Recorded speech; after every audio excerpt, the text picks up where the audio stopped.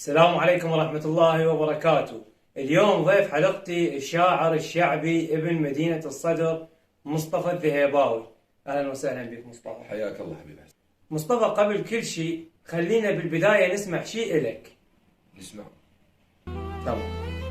قول ضميهن يا عين دموعك ثقال، الدمعة تطيح كون الناس تسوى. غلطة عمرك من تضحي الإنسان بحياتك ما مسمعك كلمة حلوة. الله. مصطفى، اليوم إذا سألتك بمن متأثر بيا شاعر، يعني اليوم منو قدوة الشاعر مصطفى الذهيباوي؟ أكيد سمير صبيح. أول ما وعينا على الدنيا شفنا قصائده وسمعناه وتأثرنا به. يعني اليوم قدوتك سمير صبيح؟ أكيد. زين مصطفى، اليوم إذا سألتك وقلت لك شنو السبب اللي ما خلاك تنعرف بالشارع العراقي حالك حال باقي الشعراء؟ هذا السؤال هواي انسألت عليه. فأكيد الشكل له دور. يعني الشكل له دور اليوم؟ الشكل يعني مريود. ايه. يعني هسه قام الشكل الحلو مريود بكل شيء. يعني الشخص شكله مرغوب، ماده. يعني اليوم قصدك مصطفى الذهيباوي اليوم ليش ما معروف بالشارع؟ اليوم الجمال له دور. الجمال له دور، والفلوس لها دور، والواسطات لها دور. الواسطات لها دور. ايه لها دور كلش مهم يعني بالشارع. يعني اليوم اللي بيلمعه يوصل، ما بيلمعه ما احنا يوصل. ما نقول بيلمع، لكن شفناهم قدامنا، واغلبيه الشعراء الشباب او الجيلي او السبقوني التجربه يعرفون بهذا الشيء موجود. يعني اليوم الواسطة تقدر تسوي من لا شيء. اكيد. واليوم الجمال مثل ما انت قلت، اليوم الجمال ايضا يسوي من لا شيء. زين، نريد نعرف دور الشعر بالموضوع وين، ما له اهميه؟ مو ما له اهميه، لكن الناس قامت تدور المشاهدات، تدور الطشه، فانترك الشعر. هسه انت اقرا لك ابيات القليل اللي يسمعها 3 4، لكن انشر لك شيء مخالف راح تلقى مليون يشاهدون. صحيح. هذا الجاي يصير. هذا واقع اليوم. مصطفى، عندك اغاني من كلماتك واصله على مستوى؟ احنا نقول على مستوى التواصل الاجتماعي يعني واصله. اكيد. واليوم القنوات التلفزيونيه ما تجيب مثل التواصل الاجتماعي مشاهدات. هي اكيد، مثل على التيك توك موجوده، على اليوتيوب موجودات عندك. اعطيني اسم اغنيه لك واصله. احنا قليلات تقريبا، يعني ما على عد الاصابع، من ضمنهن المنتخب الوطني، اغنيه يا العنابي دارك دارك. ايش قد خلط عليها جور؟ ما تصدق. يعني 75,000 دينار عراقي. 75 خلط عليها جور. اي. زين، شنو السبب لين مصطفى الذهيباوي ما معروف حاله حال باقي الشعراء؟ احنا هذا الشيء متفقين عليه. شخص ما معروف واكو يرتكزون عليه، لكن بوقتها القصيده كانت للمنتخب، وثاني شيء كتبتها ماكو شيء بها خساره لان هي للمنتخب الوطني. يعني نقدر نقول من باب كان ايضا وضعك المادي. هو احنا متفقين وضع المادي كان صعب، لكن الحمد لله هسه تغير. لكن بوقتها هي ماكو شيء للمنتخب تكتبه او للوطن خساره يعني. الله يوفقك مصطفى. اذا انت تخلي الوطن واجهه يعني امامك، او ما يهمك السعر، انت اعطيت الاغنيه واعطيت الكلمات مو من اجل ال 75، من اجل قلت منتخب العراق. المنتخب الوطني اكيد، والولد المطرب كان صديقي يعني، وما قدرت اقول له ما اقدر اكتب لك نص. مصطفى، اليوم اذا سالتك هم شاركت بمسابقات وتحس نفسك انظلمت بمسابقه؟ والله صراحه شاركت 4 مسابقات تقريبا. لكن هنا كانت تجربه، يعني تجربه هم تعلمنا منها ونافسنا بيها. تمام. لكن انظلمت، تسالني انظلمت، اكو مسابقه صارت بكربلاء، شاعر شباب العراق. أي. في كربلاء، احس روحي انظلمت انا. شنو الظلم صار بيها؟ بوقتها كانت حلقتي 10 شعراء. أي. برايي الجمهور الموجودين والحضور واللجنه، يعني انا اخذت الاول بالحلقه. لكن ورا ثاني يوم او ثالث يوم انعرضت الحلقات حلقتي ماكو. تواصلت وياهم؟ تواصلت حتى ويا المصور، تواصلت ويا اللجنه. من خلال البرنامج هذا شو توجه لهم كلمه؟ والله ما هم اصدقائنا، واتمنى لهم التوفيق، لكن اتمنى انا ما على مود قصه الفيديو القصيده، لكن اريد القصيده اللي شاركت بها حتى العالم يشوفها وتقيمنا عليها، انا استحق اخذت الاول وليش طلعت. طبعا المفروض من اللازم كان اكو السبب، المفروض يقولوا لك شنو السبب اللي منع حلقتك اليوم تنعرض. المخرج قال لي راسلته اني، تحياتنا له، قال انضرب الرام. يعني بس حلقتك انضرب الرام؟ مو بس حلقتي، بس القصيده مالتي، الحلقات الوياي بس قصيدتك؟ القصائد اللي وياي انقرت موجوده، انعرضت قبل فتره يعني. وجه لهم كلمه. تحياتنا لهم الله يوفقهم. مصطفى، سمعت اغنية سعدون الساعد الجديدة مال امك بيضة وانت تشكشك؟ اي صحيح سمعتها. سمعتها. شنو رأيك اليوم بشعراء تكتب مثل هيك كلمات؟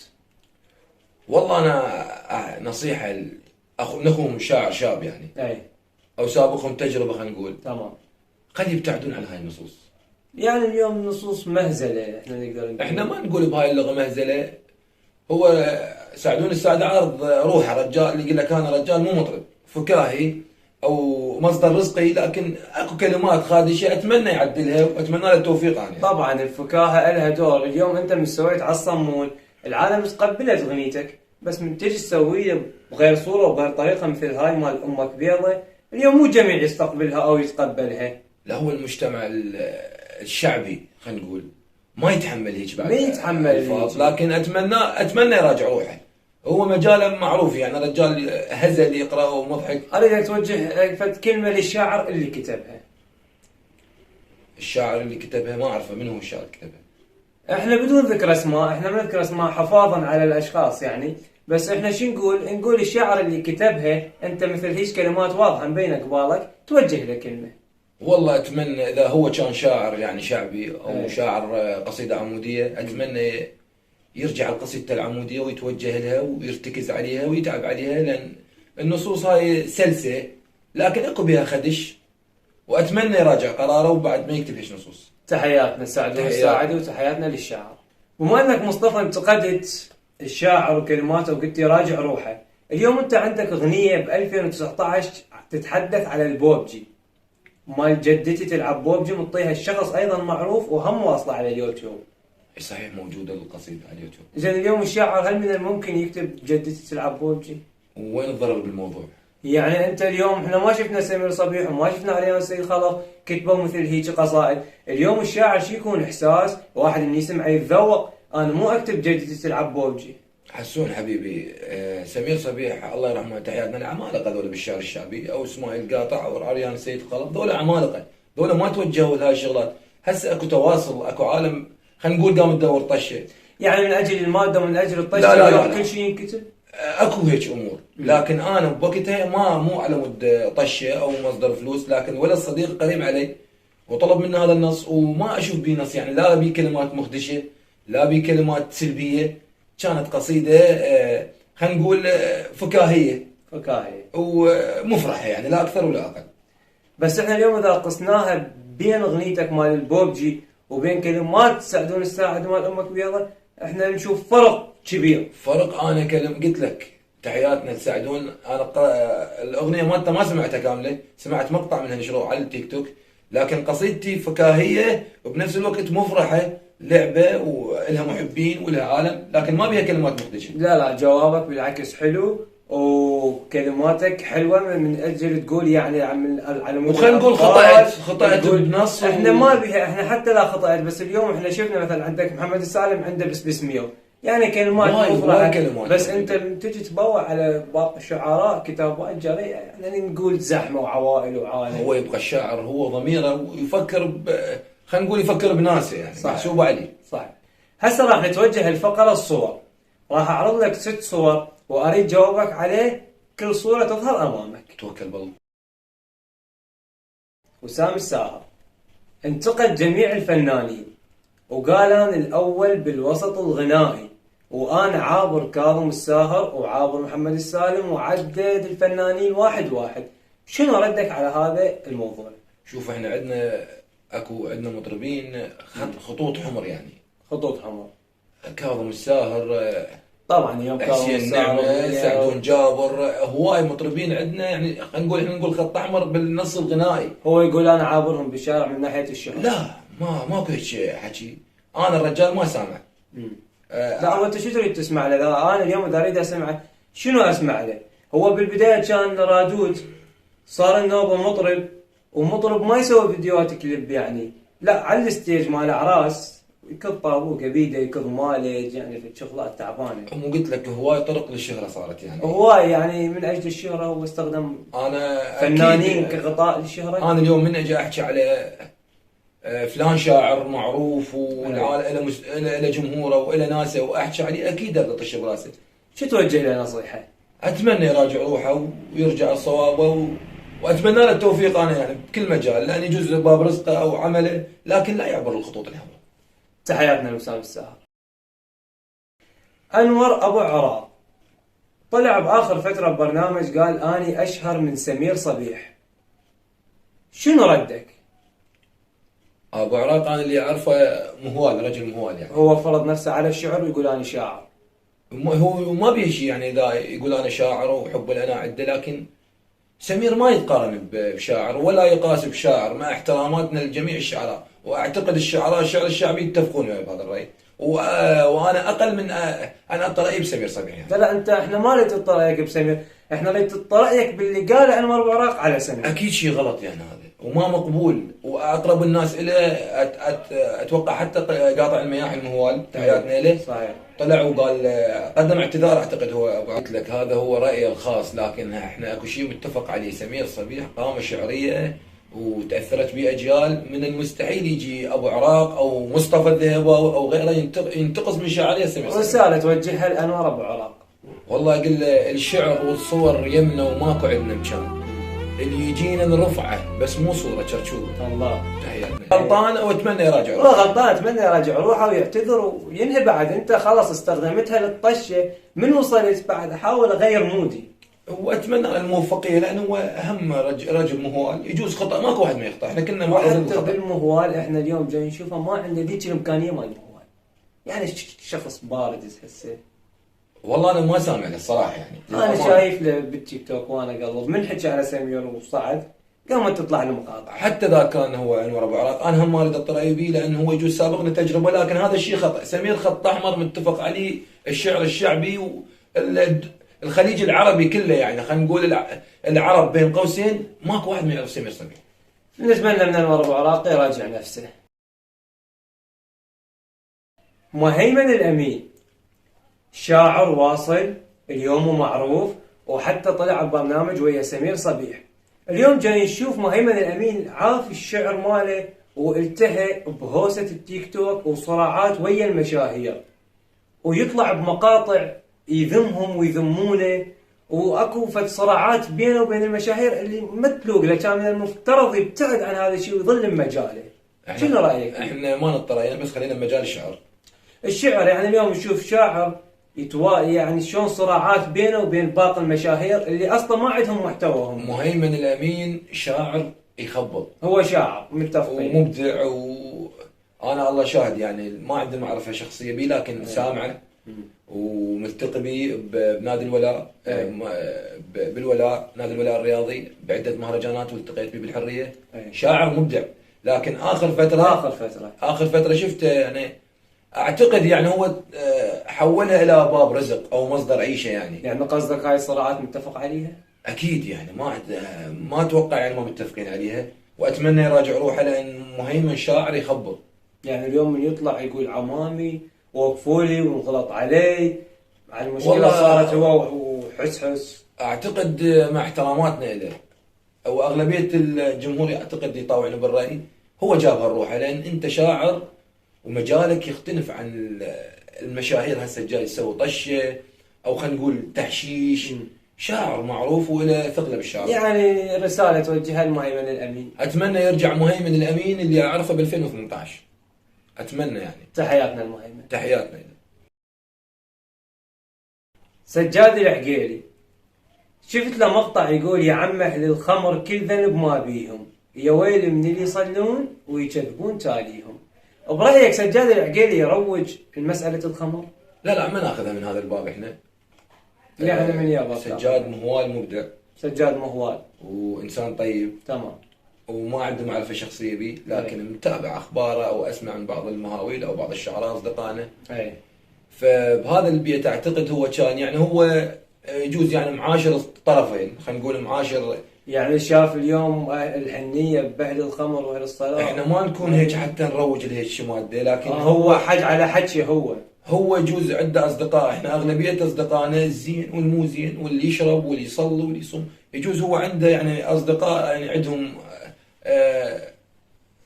الشرب او موضوع هيك الفاظ يعني اليوم قصدك انه سجاد معاشر الطرفين وشاف هو شاعر يعني شعبي، واكيد مناطق شعبيه، فاكيد يعرف المخمور ويعرف الزين بس ويعرف احنا ما الموزون. نقول اليوم مثلا اهل الصلاه ما لا احنا ما نقول هيك، هو راي الولد، قلت لك انا معاشر يعني هو عذرا، هو بيئة شعبية ومختلطة، معشر رياضي، معشر شعر، معشر أي. هواي امور، فاكيد يلاقي الناس الزينة المو زينة، فهو انطى رأيه يعني، وما اعتقد انطى رأيه، يعني راي الشخص هذا. رأيه الشخصي، لكن هو يبقى الولد مبدع.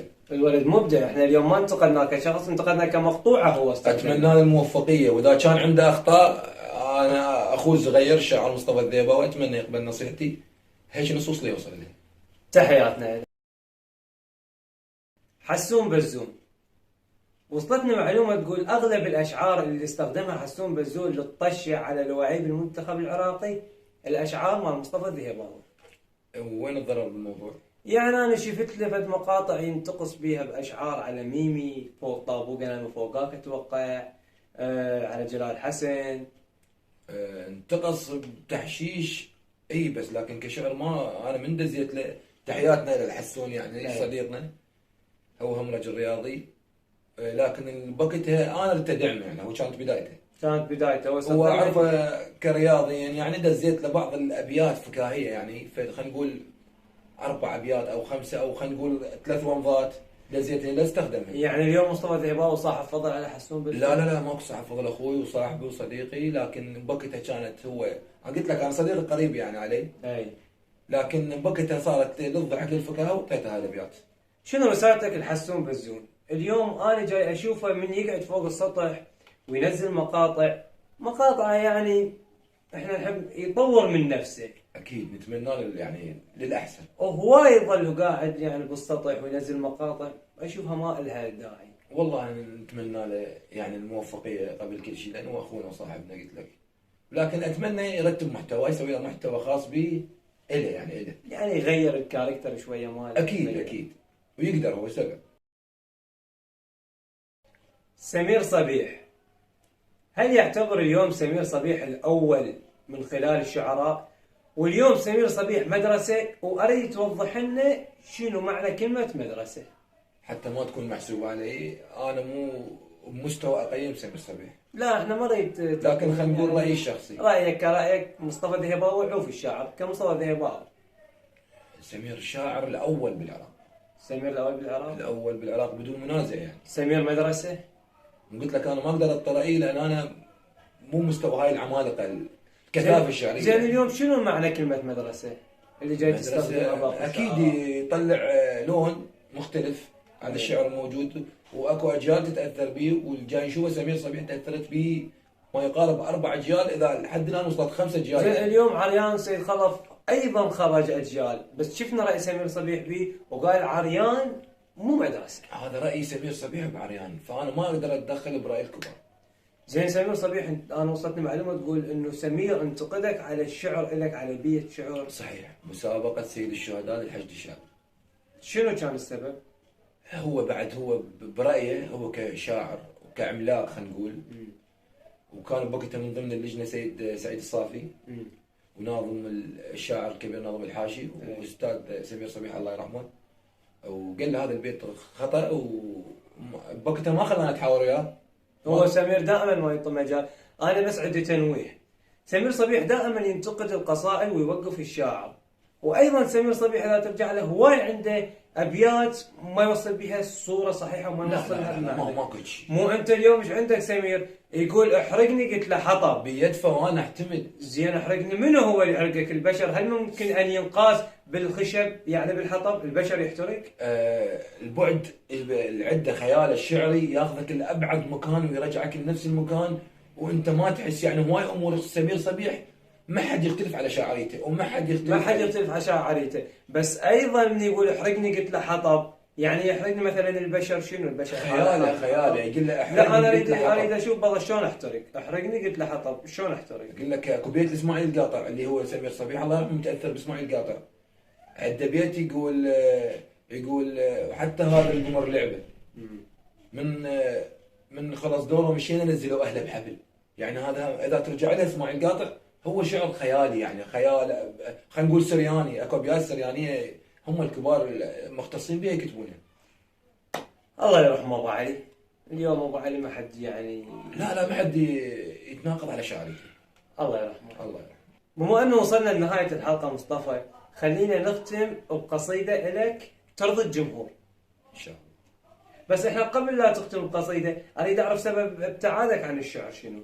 والله ابتعد عن الشعر، قلت لك الامور حكيت لك اياها بالبدايه. اللي عنده معارف يصير، واللي ما عنده معارف يظل قاعد. يعني اليوم ماكو سبب انه هو مثلاً خلينا نقول انا رجال منتسب، يعني انتهيت بشغله ومجال كرة القدم. اذا انت تعرف اكثر الناس اللي انا احب كرة القدم، عندي فوق كل شيء. يعني كرة القدم مهنتك اليوم لو الشعر؟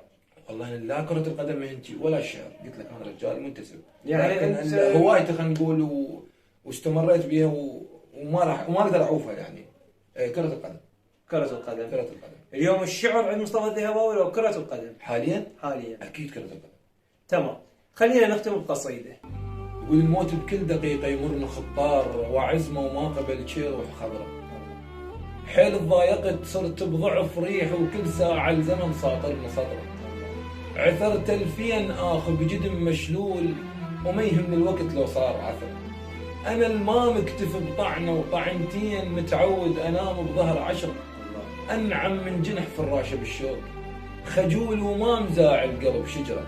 وهسه الموت لو مربية خطار، ومحمد روحه متهبالة صفراء. حبيبي في دوام. وما وصلنا لنهاية الحلقة، نختم وياكم أعزائي المشاهدين وانتظرونا بحلقة جديدة وضيف آخر. تحياتي.